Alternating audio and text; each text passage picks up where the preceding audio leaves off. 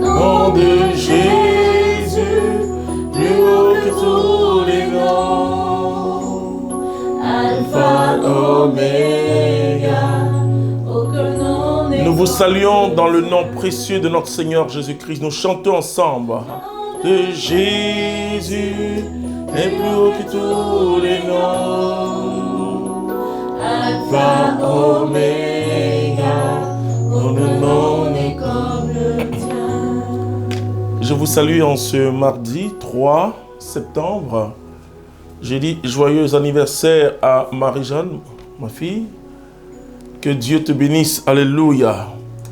Nous allons parler du combat intérieur et comprendre que nous avons déjà la victoire. Et nous allons nous appuyer sur la première épître de Saint Jean. Dans cette épître, Jean parle de quelque chose de très très important. Et je vais prendre à partir de verset 15. N'aimez ni le monde, ni ce qui est dans le monde. Si quelqu'un aime le monde, l'amour du Père n'est pas en lui. Car tout ce qui est dans le monde, la convoitise de la chair, la convoitise des yeux et l'orgueil de la richesse, viennent non pas du Père, mais du monde. Or, le monde passe avec ses convoitises, mais celui qui fait la volonté de Dieu demeure éternellement. Petit enfant, voici venue la dernière heure.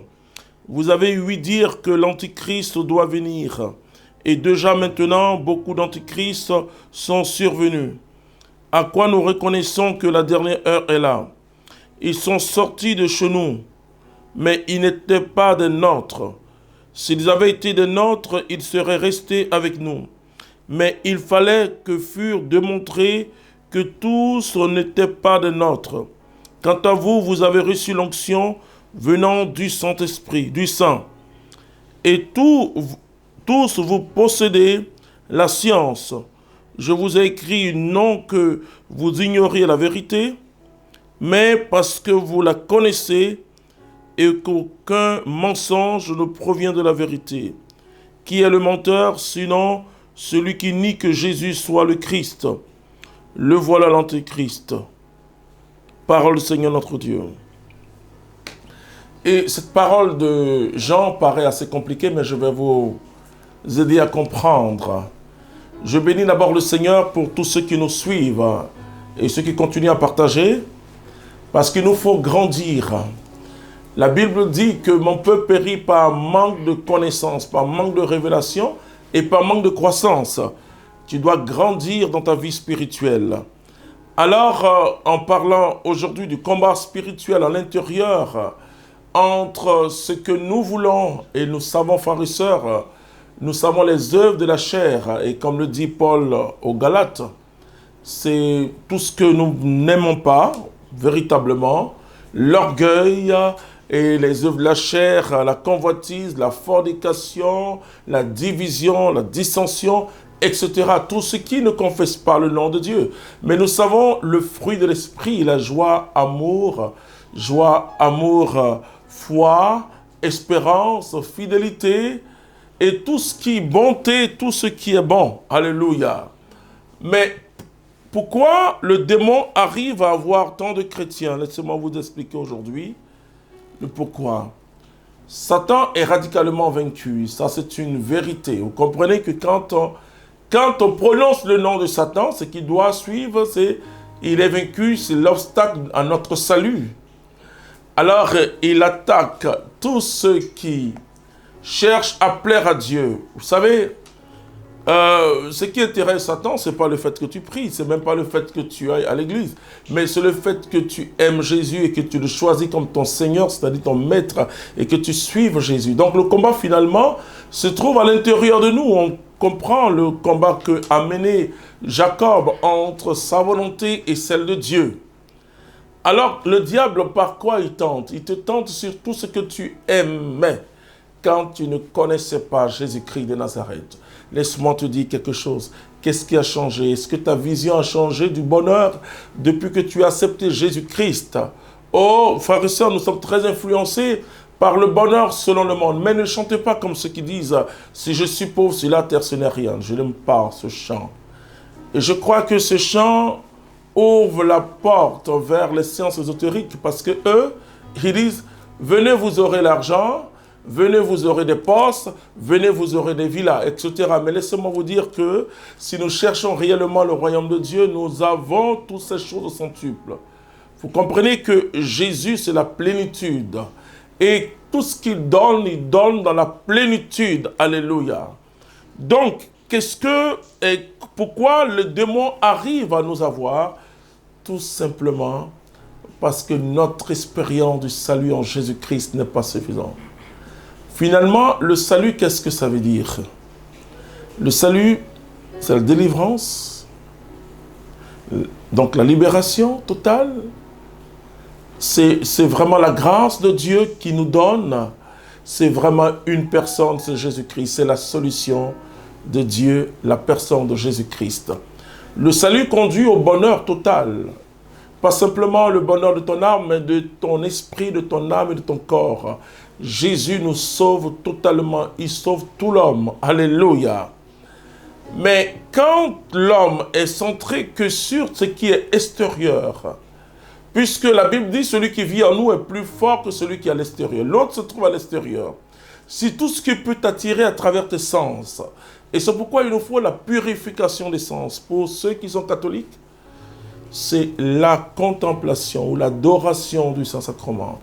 Va purifier notre regard parce que mon regard sur tout ce qui est à l'extérieur, femme, homme, bien, richesse, si ce regard n'est pas purifié par le sang de Jésus, je suis continuellement dans le péché. Jésus dit, celui qui regarde la femme de quelqu'un avec envie, ou le mari de quelqu'un, a déjà commis l'adultère.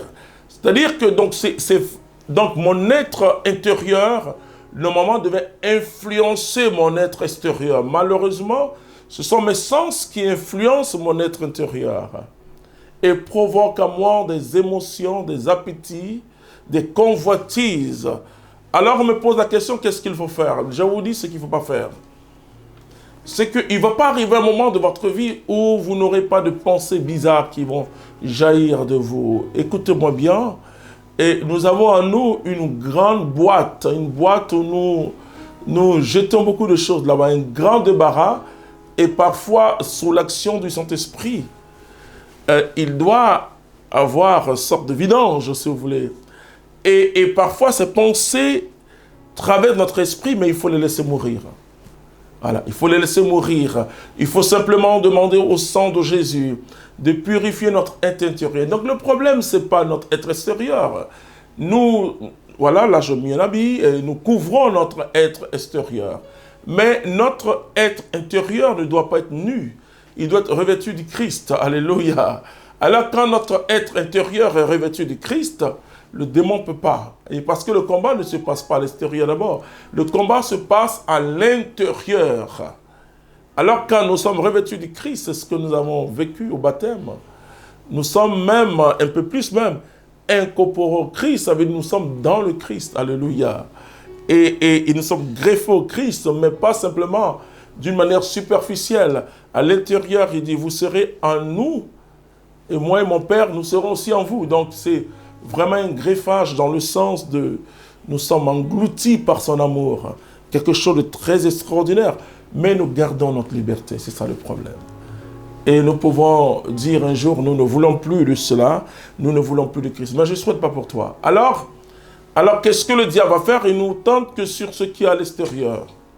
Il nous tente que sur ce qui est à l'extérieur parce qu'il sait. Il sait que depuis le jardin d'Éden, notre vue a été souillée et nos cinq sens ont subi le péché. Quand vous essayez de comprendre Genèse chapitre 3, vous allez voir que tous les sens de l'homme, depuis Louis, c'est-à-dire elle a entendu le démon parler. Il ne faut pas écouter les mensonges. Laisse-moi te dire, si tu veux garder l'être intérieur en toi, si tu veux garder ton être intérieur immaculé, c'est-à-dire sans péché, c'est pas tout qu'on écoute. Tu peux entendre, mais n'écoute pas, parce que écouter, c'est faire attention, c'est accueillir. Écouter, c'est accueillir. Mais bon, quelqu'un te dit, voilà, telle personne, surtout En Afrique, particulièrement à la Côte d'Ivoire, sur la politique, les gens viennent, ils insultent, ils parlent de tout ce qu'ils veulent. Voilà. Ils disent tout ce qu'ils ne savent pas et parfois aussi c'est une rumeur, des confusions. Nous avons vécu des drames terribles tout simplement pour des rumeurs. Je ferme la parenthèse. Le chrétien, ce n'est pas celui qui se laisse avoir par les rumeurs. Le chrétien, ce n'est pas celui qui accepte que quelqu'un vienne devant lui. Ton frère n'est pas bon, lui, il a fait telle chose. Non. Le chrétien ne juge pas son frère. Ne juge pas pour ne pas être jugé. Ne condamne pas pour ne pas être condamné. Très important, frère. Si ton frère a fait quelque chose qui n'est pas bien, comme le dit la Bible, va rencontrer ton frère seul. Tu n'as pas besoin de dire aux gens, oh, voici ce qu'il a fait, voilà ce que telle personne a fait. Non, frères et sœurs, ce n'est pas être chrétien. Alors, qu'est-ce que si nous n'écoutons plus ce qui est à l'extérieur, alors notre entendement spirituel va se développer. Parce que nous sommes dans la présence du Saint-Esprit. Et notre entendement spirituel, cette capacité extraordinaire d'entendre Dieu va se développer.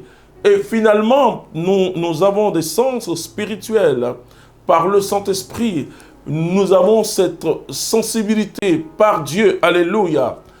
Alors, qu'est-ce que le démon fera s'il ne peut plus nous influencer de l'extérieur, s'il ne peut plus... Bien sûr, il va toujours injecter des pensées mauvaises, mais ne les écoute pas. Laisse passer. Alors que tu regardes quelqu'un à qui tu as pardonné, et il y a un rappel. Vous savez, le pardon, ce n'est pas l'oubli. L'oubli, son remède, c'est Dieu, et Dieu le fait par le temps. Voilà. Dieu le fait par le temps, et il y a des choses qu'il ne faut même pas oublier parce que ça te sert de leçon. Tu comprends? Donc, c'est... L'histoire est là pour rappeler aux hommes les bêtises d'autrefois aussi.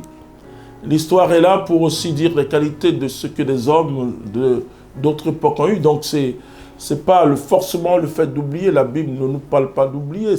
Il n'y a que Dieu qui ne se souvient plus de nos péchés. Ça, c'est extraordinaire. Il ne se souvient plus dès que tu as pardonné. C'est pourquoi il faut faire très attention à ce qu'on appelle l'esprit d'accusation. Si tu allais d'une manière sacramentale surtout, et que ton péché était pardonné, et si le démon t'accuse, dit non, Christ justifie, alléluia. Donc c'est l'être intérieur purifié par le sang de Jésus, garni par le Saint-Esprit.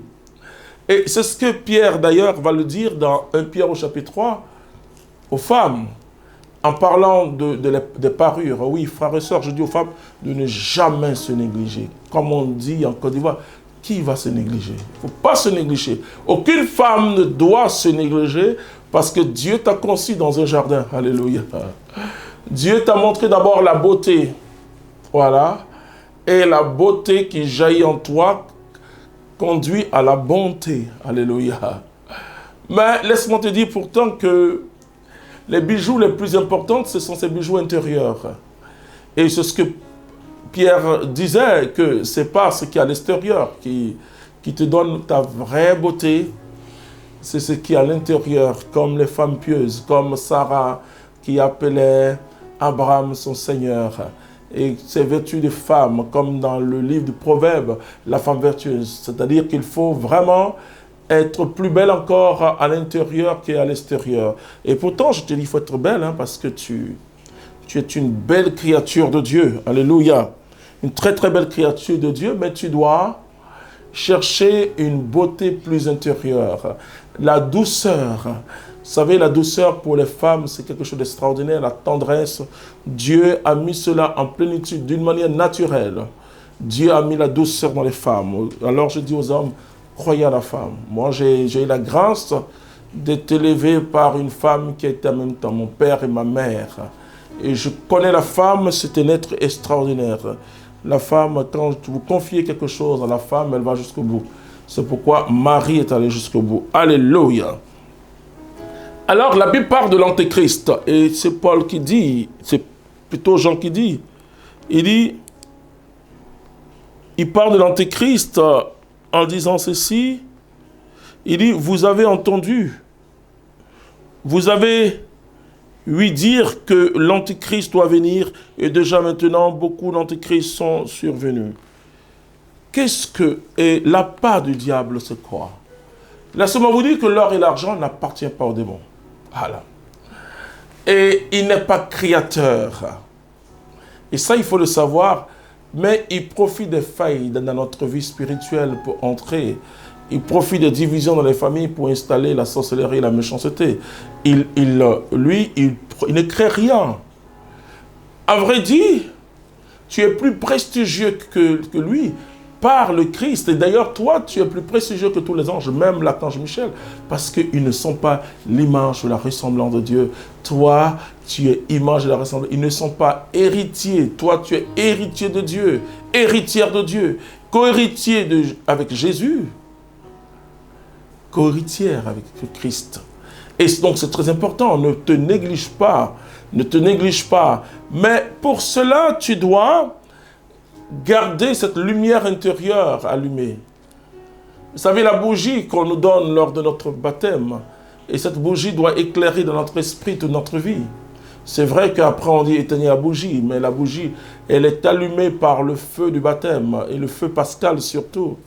Vous voyez qu'il faut lier la fête de Pâques à la nouvelle naissance. Et c'est là où il y a les grands baptêmes, c'est là où vraiment c'est le...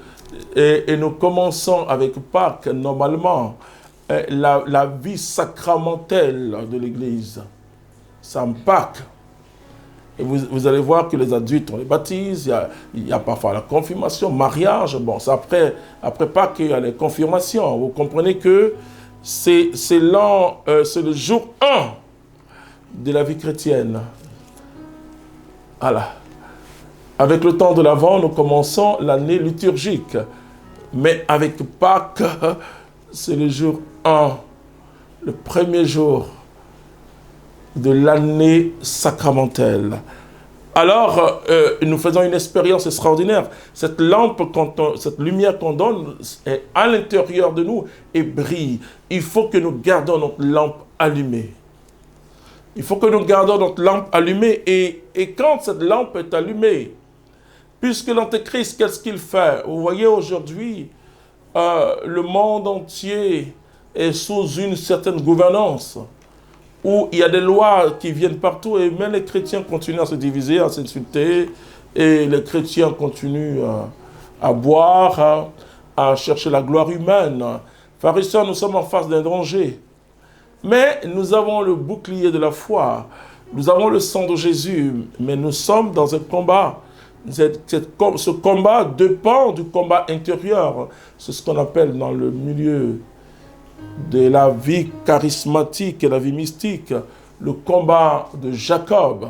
C'est-à-dire, dans la vie mystique, on dit c'est d'abord ce combat intérieur entre toi et Dieu. Pas toi et le diable, ça c'est pas important. Le diable, je n'ai pas besoin de lui.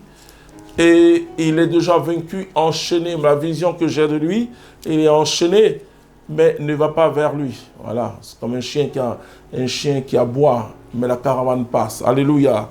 La caravane de ta vie passera. Amen. Et c'est pourquoi ton souci ne doit pas être le démon, ton souci ne doit même pas être le péché, ton souci doit être plaire à Dieu et étendre, répandre son royaume. Alors mon frère, ma soeur, l'Antéchrist, c'est ça. C'est l'opposé du Christ, mais pas en nature, non. Pas en nature, parce que sinon vous allez entrer dans un dualisme. Pas en nature.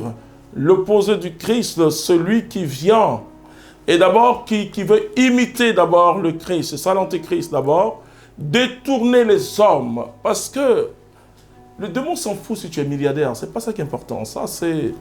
Vous savez, il y a beaucoup de chrétiens qui disent non, le démon peut m'empêcher d'être... Bien sûr, s'il sait que ta vie chrétienne tourne autour de tout ce qui est extérieur, oui, et qu'il sait qu'en t'empêchant d'avoir telle chose, tu vas maudire Dieu. Voilà. Alors là, il va le faire parce que lui, il a un seul but, t'empêcher de rencontrer véritablement Jésus.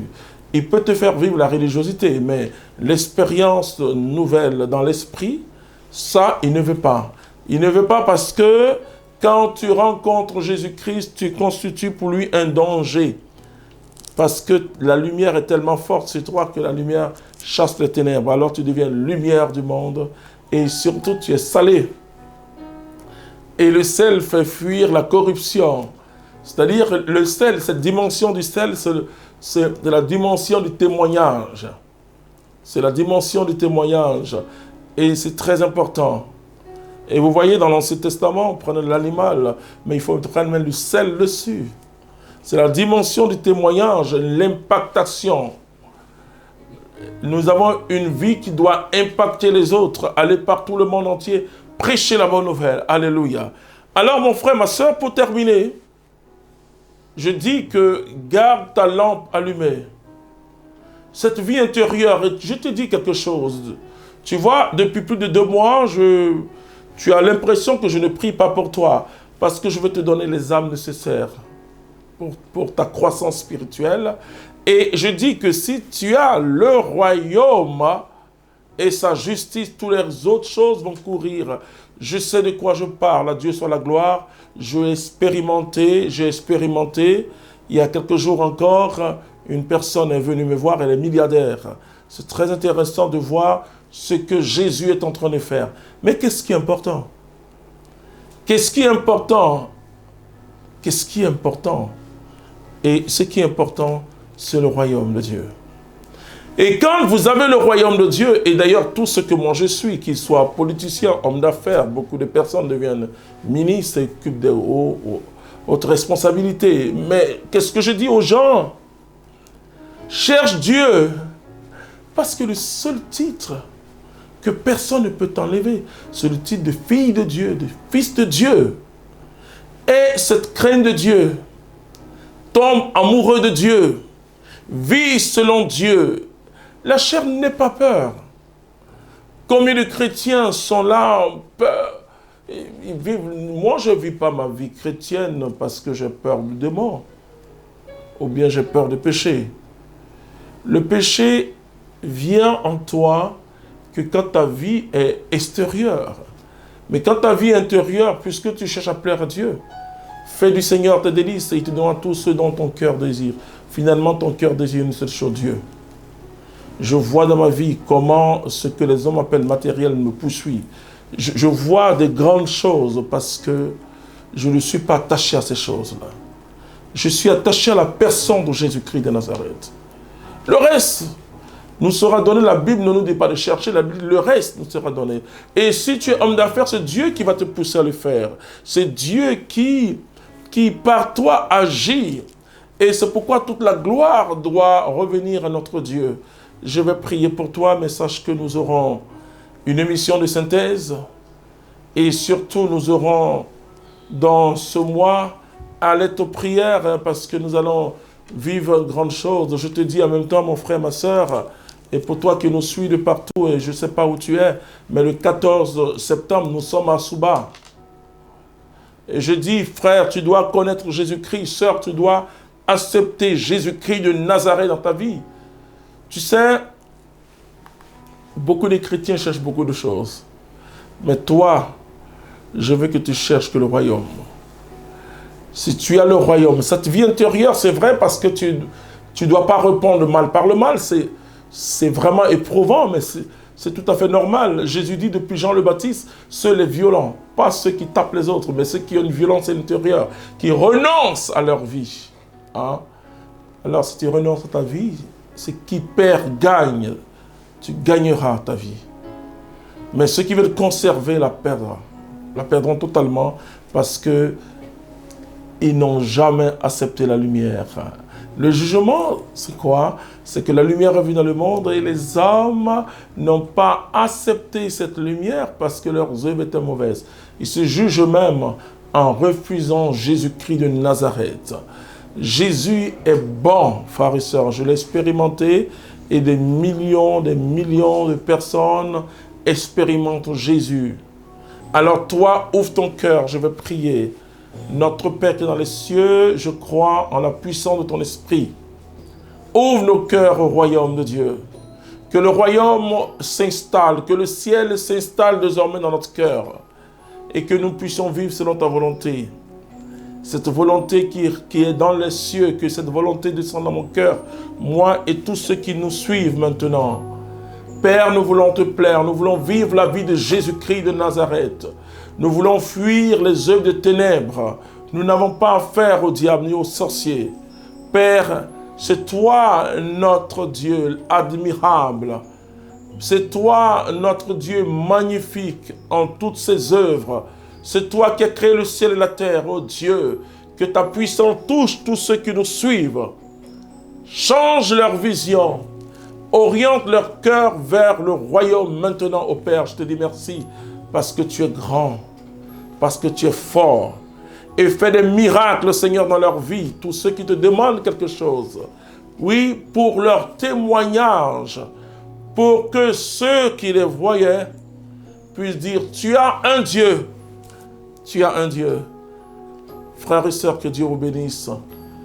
Nous nous retrouvons, que la gloire repose sur vous éternellement. Amen.